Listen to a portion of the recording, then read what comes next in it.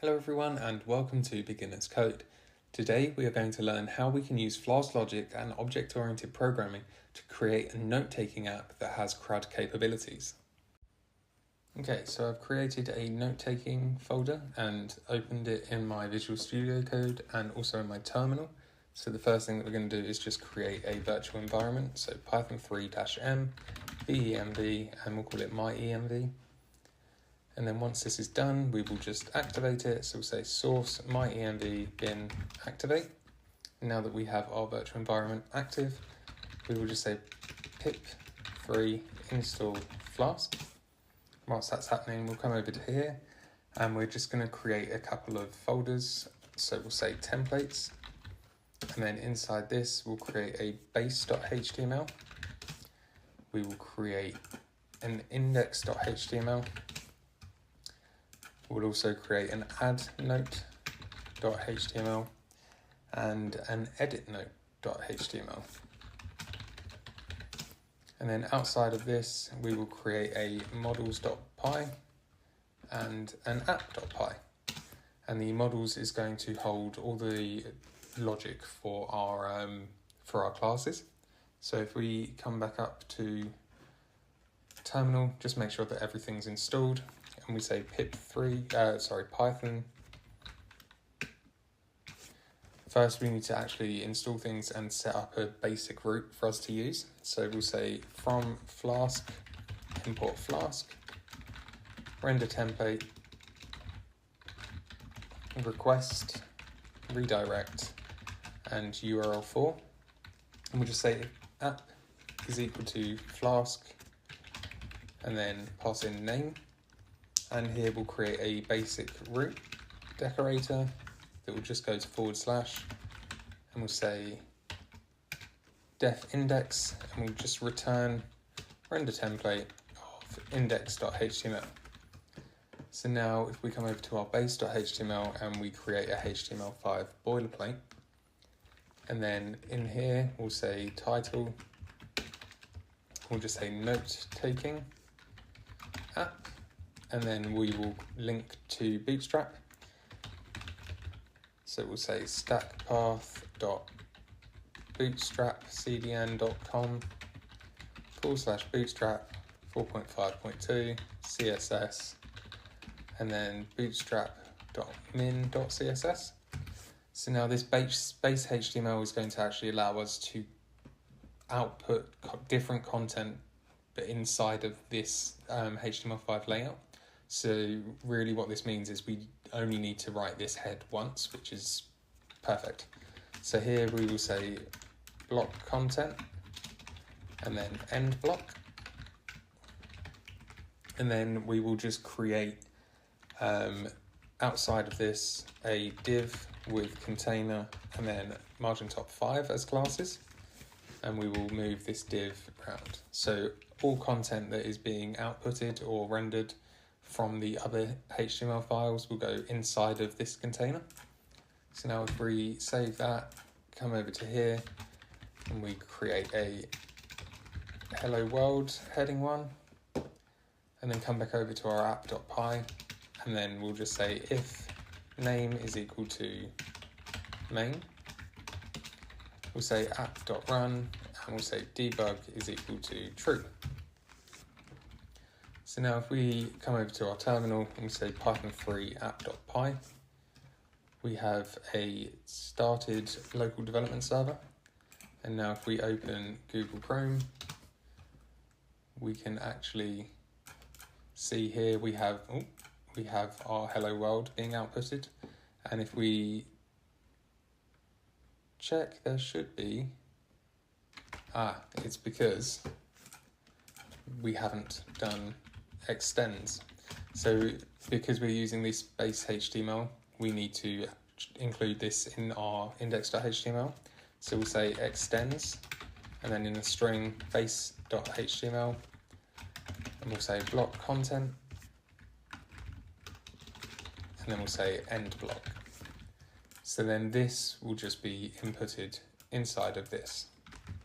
Come back over to here and refresh. We now have Bootstrap installed with a container that has margin top of 5. So now if we come back over to Visual Studio Code and head over to our models, we can start creating the logic for our notes. So we're going to have a note manager that will hold all of the notes and have logic for adding and deleting. And then we will have a class for just the note itself. So we'll start with the note and we'll say class note. So when a note is created, we need to obviously use the self attribute, but we want a note ID. We also want a title and content.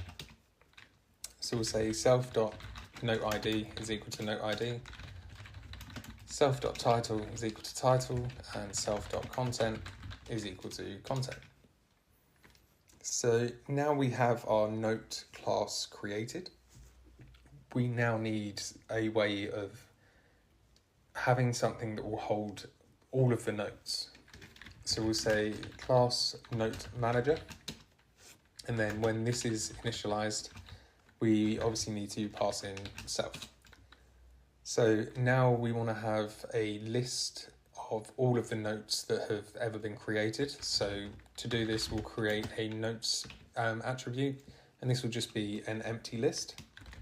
And we'll also create a next ID, and this will be set to 1. And we'll increment this every time a new note has been added into this self.notes. So we now need to create a method for adding a note. So we'll say self, title, and content. And then we'll just say note is equal to note, self.nextID, and then title and content. And we'll say self.notes.append, and we'll pass in the note that we've just created here. And then we'll say self.nextID, and we'll increment that by 1. So now we want a function to actually retrieve a specific note based on its ID. So we'll say def get note by ID, self, and then pass in note ID. And here we'll just say for note in self.notes,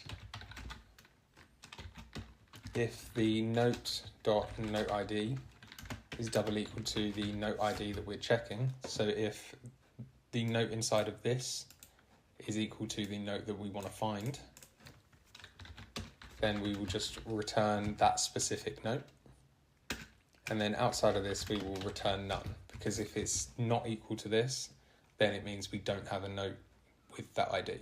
So say we have 3 different notes with ID of 1, 2, and 3, and we are checking for a note with an ID of 5, then we will be returning none. Next, we want to update a specific note. So we'll say def update note. Obviously need the self and note ID, title and content. And we'll say note is equal to self.get note by ID, and we'll pass in the note ID that we want to actually update. We say if note, then we will do note.title is equal to title, note.content is equal to content, and then we will just return true. And then if there isn't a note, then we will return false. So now we need a way to delete a specific note. So we'll say def delete note by ID, and then self and note ID. And we'll say note is equal to self.get note by ID, and we'll pass in the note ID again. And we'll say if note, then self.notes.remove that note. So if we have a note inside of the list of notes, then we will remove that specific note. And then we'll return true. Otherwise, we will return false. And then we also want a function to just get all of the notes. So we'll say def get all notes, and then obviously we need the self attribute, and we'll just return self.notes. So this is our CRUD logic for the note manager and for the note itself. So we come over to our app.py, At the top here, we will obviously need to import our models. So we'll say from models, import Note Manager. And then underneath this app, we'll just say Note Manager is equal to the initialization of the Note Manager class. So now we have our models imported, we can actually start updating our routes. So in the index, we'll say notes is equal to note manager dot get all notes, because then we will have a way of listing all of the notes when we first come onto the page. And we'll also need to pass in the notes so that we can actually use it as a variable inside this index.html. Next, we'll create a route for the add method. So we'll say app.route, and then we'll say /add. Now we're going to need to pass in the methods. So we'll say post, and we'll also say get. And we'll say def add note. And then we'll need two different things. So for the post methods, we'll say if request dot method is equal to post, then we are going to get all of the attributes from the form. So we'll say title is equal to request dot form, and then we'll get the attribute or the name of the input field called title. We'll say content is equal to request dot form, and then we'll get the content input. We'll say note manager dot add note, and then we'll pass in title and content. And then we'll just return a redirect for URL4 and index. And then otherwise, we are just going to return a render template of the addNote.html. So if we have a post method, we are going to be getting the input fields, adding a note to the note manager model, and then returning the index file. Otherwise, we will be using a get method, and we'll just be returning the addNote.html so that we can actually show the form. Next, we want a way to edit a note. So we'll say app.root, and we'll say edit, and then /, and here we need to pass in an integer. So we'll say note ID, and then here we'll say methods get and post, and we'll say def edit note, and this will just have note ID passed in. And we'll say note is equal to note manager dot get note by ID, and then we're going to use the note ID that's passed in. And then we will, if it's a post method, we'll say request.method is equal to post. And then here we are going to edit the note based on what has been inputted in the input fields. So just like above for the add note, we're going to do title is equal to request.form title, and content is equal to request.form content. And then we'll say note manager dot update note, pass in the note ID so that we can update that specific note and not all of them. Then we'll say title and content, and then we're just going to return a redirect for URL4 and then index. And then outside of this, so for the get method, we are going to do return render template, edit note.html, and then we'll just say note is equal to note. Now we need a way to delete a specific note without deleting them all. So we'll say app.root, and then we'll say delete. And then here we'll pass in the integer of note ID again. And this doesn't need any methods because it's all going to be handled using redirects. So we'll say def delete note, and then note ID. And here we'll just say note manager dot delete note by ID, and then note ID, and we'll just say return redirect URL4 and then index. So now we have our Python logic for the Flask app. We can start actually adding our input fields on the front end. So here we'll remove this heading 1 and we will create a heading 2 that just has a margin bottom that just says notes, and then an A tag which has a href of URL4 that points to add note. We say class of button primary, and then a margin bottom of 4, and the text will just say add note. And then we'll create a URL, a UL with list group as the class, and we'll say the note in notes, and then we'll end for, and we'll say li.list group item. And then inside of this li, we'll have a heading 5 that just says note.title, a p that just says note.content, and then we'll create an a tag that has URL4, and then edit note. And then here, inside of this parentheses, we need to pass in the note ID for this specific note. So note ID is equal to note ID. And then we'll create a class, and this class will be btn secondary, and we'll just make it small, and this will just say edit. And then we'll copy this and paste it, and we'll change this to say delete note. We'll change this to be danger, and this to say delete. So now if we save it, if we just head back over to Chrome and refresh, we have our notes.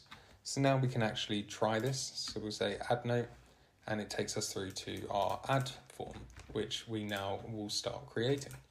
So we'll say add note, and then here, inside of this, we are going to extend base.html. We'll say block content, and then end block. And then here we're going to say heading 1 with the margin bottom, and we'll say add note.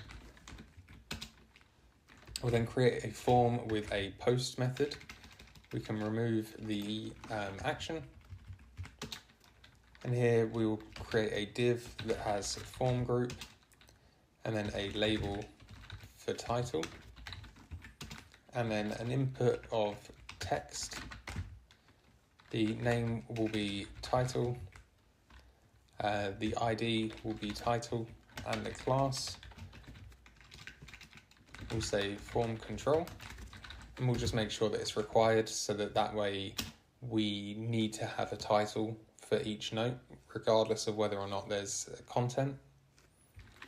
And then we'll say div.form group, and here we will create a label for content, and we'll create a text area, and the name will be content, the ID will be content.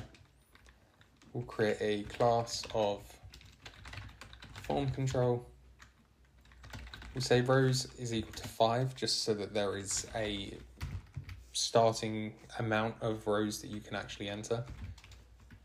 And then outside of this div, but inside the form, we'll create a button that is type of submit with a class of btn primary, and we'll just say save. So now if we come back over to here, because we're already on our add route, if we refresh, we see this now pop up. So we'll say the title is this is a test, and then the content will just be test. And if we save this, we should go back to the home page and it should show it there. Perfect. So now we have these two buttons, one for edit and one for delete. Now the delete should work automatically. So if I try this Amazing. We have a working delete button. So now if I create a new one and then save, if I was to click this edit button, then we would actually show an error. But if you see at the bottom left-hand corner of the screen, there is edit/2 and delete/2. So this is actually creating a route for the edit button, which is then going to be used on this. So now if we come over to the edit note and we extend base.html, we'll create a block content and then an end block. And then inside of this, we are going to just create a heading 1 with a margin bottom again, and we'll say edit note. And then we'll create a form with a post method, but we can remove the action. And then inside this form, we'll create a div with a form group, and then a label for title, and then an input of text, name of title, ID of title, class of form control, and we'll make sure it's required. We also need to pass in the previous value of what the input field was. So here this is a test.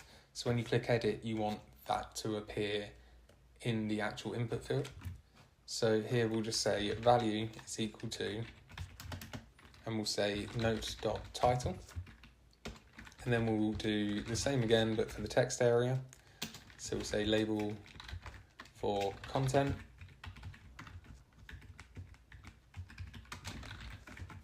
And then we'll say text area, name, content, ID, content, class, form control, rows is 5, value this time will be note.content. We'll say required, and I think we also need a class of form control. So if I wrap that onto the next line so that it's easier to see. And then at the bottom, we will need another submit button. Class, we'll say BTM primary, and then save. So if we come back over to Google Chrome and we now click on edit, we have, this is a test. Our content isn't being pulled out. It's because I've put it as a value rather than actually having it inside of the text area itself, because text areas are different to inputs. They don't have a value, they have the actual text. So if I refresh this page now, we see test, test, test. And then if I say updated through the edit route and then save, we now see this is updated here. And if I create a new note, so say new note from add route, and then I'll put no content and then save. And then here, if we say edit to be deleted and then save, we can then use the delete button and we actually have a working note manager. Hopefully this has helped you grasp how we can use object-oriented programming and Flask logic to create CRUD capabilities for a note-taking app. If you learned something today, please hit that like button and make sure you subscribe to see new videos coming. Thanks, and I'll see you again soon.